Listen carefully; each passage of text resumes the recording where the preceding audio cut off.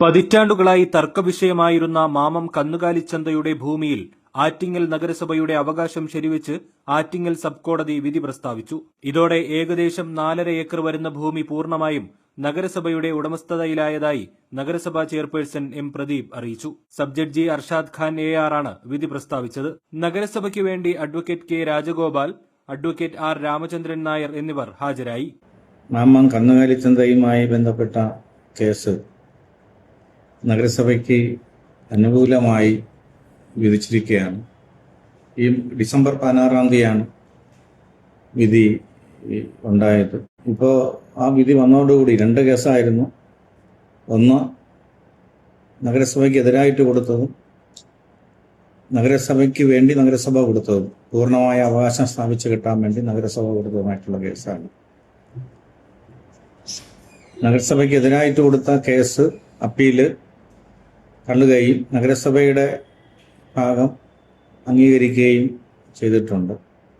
ഇതോടുകൂടി ഈ വസ്തു 4.5 ഏക്കറോളം വരുന്ന വസ്തു നഗരസഭയ്ക്ക് സ്വന്തമായി കഴിഞ്ഞിരിക്കുകയാണ്. 2006-ലാണ് മാമം കന്നുകാലിച്ചന്ത നടന്നുവരുന്ന ഭൂമിയിൽ അവകാശമുന്നയിച്ച് രാജകൊട്ടാരവുമായി ബന്ധമുണ്ടെന്ന് അവകാശപ്പെട്ട ചിലർ ആറ്റിങ്ങൽ മുൻസിഫ് കോടതിയെ സമീപിച്ചത്. 2015-ൽ ഇരുകൂട്ടർക്കും പ്രത്യേക അവകാശം സ്ഥാപിക്കാത്ത വിധി വന്നതിനെ തുടർന്ന് നഗരസഭയും എതിർകക്ഷികളും സബ് കോടതിയെ സമീപിക്കുകയായിരുന്നു. കേസുമായി ബന്ധപ്പെട്ട് വ്യാജരേഖകൾ സൃഷ്ടിക്കാനുള്ള ശ്രമങ്ങളും ഭൂമി രാജകൊട്ടാരവുമായി ബന്ധപ്പെട്ടവരുടേതാണെന്ന തരത്തിലുള്ള പ്രചാരണങ്ങളും നടന്നിരുന്നു. കേസ് കോടതിയുടെ പരിഗണനയിലിരിക്കെ ഭൂമി വിൽപ്പനയ്ക്കെന്ന ഓൺലൈൻ പരസ്യങ്ങളും നഗരസഭയ്ക്കെതിരായ വിധിയുണ്ടായെന്ന വ്യാജ വാർത്തകളും പ്രചരിപ്പിച്ചതായും ചെയർപേഴ്സൺ പറഞ്ഞു. ഭൂമി വേലുകെട്ടി കൈവശപ്പെടുത്താനുള്ള ശ്രമങ്ങളും ചില റിയൽ എസ്റ്റേറ്റ് മാഫിയ സംഘങ്ങളുടെ ഇടപെടലും ഉണ്ടായിരുന്നുവെന്നും അദ്ദേഹം ഓർമ്മിപ്പിച്ചു.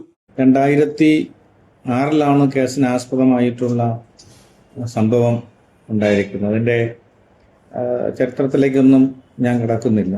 അപ്പോൾ ഇടയ്ക്ക് വെച്ച് ഇതുമായി ബന്ധപ്പെട്ടുണ്ടായിട്ടുള്ള ചില വിവാദങ്ങളുണ്ട്. നഗരസഭയ്ക്കെതിരായിട്ട് വിധി വന്നു, നഗരസഭയ്ക്ക് ഭൂമി നഷ്ടപ്പെട്ടു എന്നൊക്കെ പറഞ്ഞ് വലിയ വിവാദങ്ങൾ ഉണ്ടാക്കാൻ ബോധപൂർവമായിട്ടുള്ള ശ്രമം നടന്നു. അതിനു പുറമെ ഈ വസ്തു വിൽപ്പനയ്ക്ക് എന്ന് പറഞ്ഞിട്ട് ഒരു ഓൺലൈൻ മാധ്യമത്തിൽ പരസ്യവും വന്നു.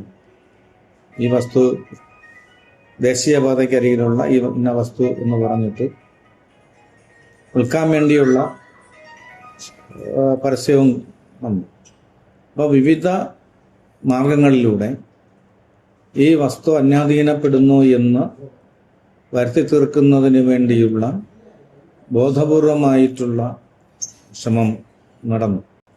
അത് മാത്രമല്ല, അതിനൊക്കെ ശേഷം ഇപ്പോൾ സംഭവിച്ചത് ഈ വസ്തുവിൽ മറ്റൊരു അവകാശിയുണ്ട് എന്ന് പറഞ്ഞിട്ട് ചില ആളുകൾ ഇവിടെ വിവരാവകാശം തരികയും അത് ആരുടെ പേരിലാണ് എന്നുള്ളതിനെ സംബന്ധിച്ച് ഞാൻ പറയുന്നില്ല. ഒരു മഹത് വ്യക്തിയുടെ പേരിലാണ്, അദ്ദേഹത്തിന് അവകാശമുണ്ട് എന്ന് പറഞ്ഞിട്ടാണ് പുതിയ അവകാശവാദവുമായി ചിലർ വന്നത്. അപ്പം ഇങ്ങനെ വിവിധ മാർഗങ്ങളിലൂടെ ഈ വിധി യഥാസമയം ഉണ്ടാകാതിരിക്കാനും അതുപോലെ ആളുകളുടെ ഇടയിൽ ഒരു തെറ്റിദ്ധാരണ വരുത്തി നഗരസഭയ്ക്കും അതുപോലെ നഗരസഭയ്ക്ക് നേതൃത്വം കൊടുക്കുന്ന ചെയർപേഴ്സൺ ഉൾപ്പെടെയുള്ളവർക്കും ഒരു അപകീർത്തികരമായിട്ടുള്ള വിഷയം ഉണ്ടാക്കുന്നതിന് വേണ്ടിയുള്ള ശ്രമമാണ് നടത്തിയത്. ഇതെല്ലാം നേരിട്ടുകൊണ്ടാണ് സബ് കോടതിയിൽ നിന്ന് വിധി ഉണ്ടായതും.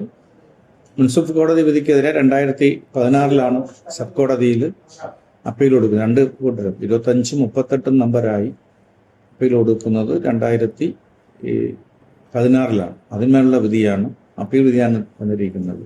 ഒത്തുതീർപ്പ് ചർച്ചകളിലൂടെ കേസിൽ നിന്ന് നഗരസഭയെ പിന്തിരിപ്പിക്കാൻ വിവിധ തലങ്ങളിൽ ശ്രമങ്ങൾ നടന്നെങ്കിലും നിയമ പോരാട്ടത്തിൽ ഉറച്ചുനിന്നാണ് അനുകൂല വിധി നേടിയെടുത്തതെന്നും എം പ്രദീപ് വ്യക്തമാക്കി. വിധിയുടെ അടിസ്ഥാനത്തിൽ ഭൂമിയുമായി ബന്ധപ്പെട്ട റവന്യൂ രേഖകൾ ശരിയാക്കുന്നതിനായി tahsildar, village officer, digital survey superintendent എന്നിവർക്ക് കത്ത് നൽകിയിട്ടുണ്ടെന്നും എം പ്രദീപ് അറിയിച്ചു.